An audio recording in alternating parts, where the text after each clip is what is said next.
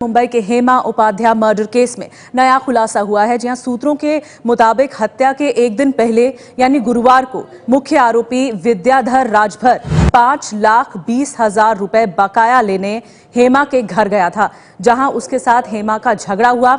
इसके बाद विद्याधर राजभर ने हेमा की हत्या की साजिश रची। विद्याधर राजभर लंबे वक्त से हेमा उपाध्याय को कागज और रंगों की सप्लाई करता था और उसके पूरे परिवार को जानता भी था। हेमा से झगड़े के बाद विद्याधर राजभर ने हेमा को फोन कर कहा कि वो उसके पति के बारे में कुछ बताना चाहता है। विद्याधर राजभर ने शुक्रवार को हेमा को मिलने के लिए कांदिवली बुलाया, लेकिन हेमा अपने वकील हरीश के साथ वहां पहुंच गई।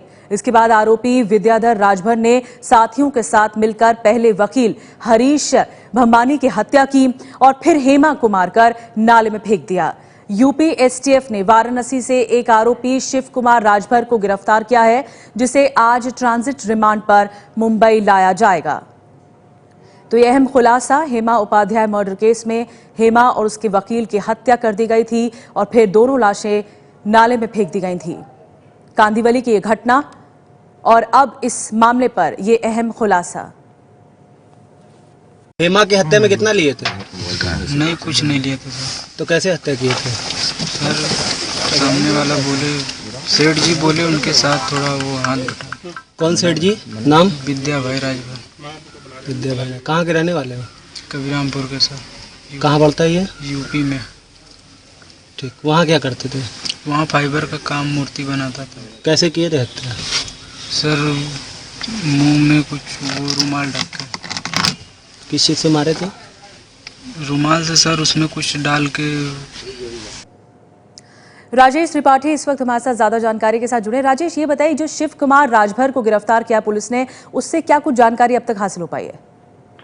जी, शिव कुमार राजभर, जिसको साधु भी नाम बोलते हैं, कि उसको जब गिरफ्तार किया तो पुलिस ने पूछताछ की तो पता चला कि हेमा उपाध्याय और इसका जो मालिक है शिव कुमार राजभर का विद्याधर राजभर, उससे जो है पैसों के लेन देन को लेकर के जो है झगड़ा भी हुआ था।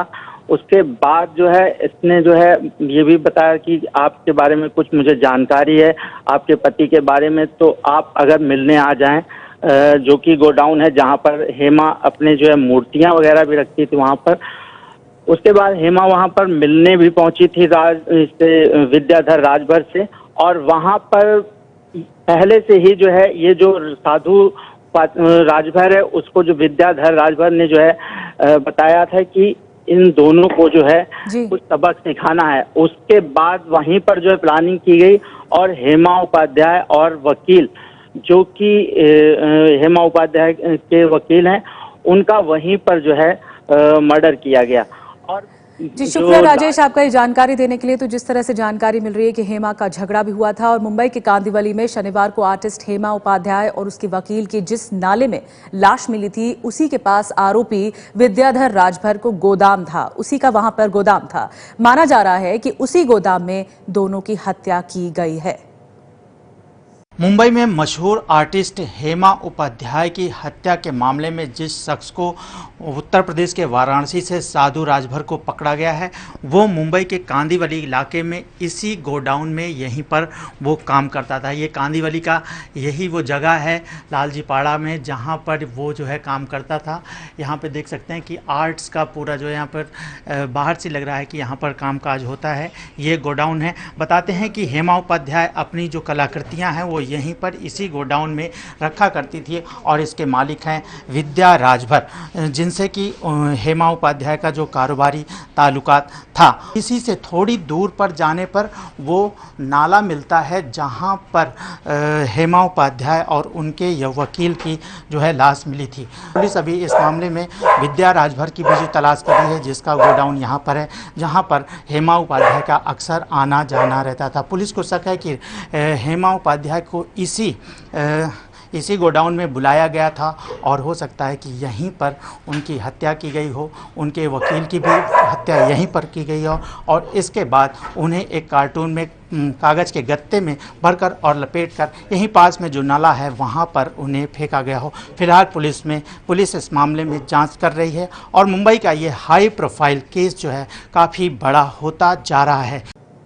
और एबीपी न्यूज को सूत्रों के हवाले से ये भी जानकारी मिली है कि आरोपी विद्याधर राजभर ने हत्या से 10 दिन पहले हेमा के पति चिंतन उपाध्याय से भी बात की थी, इसलिए पुलिस चिंतन से भी पूछताछ कर रही है।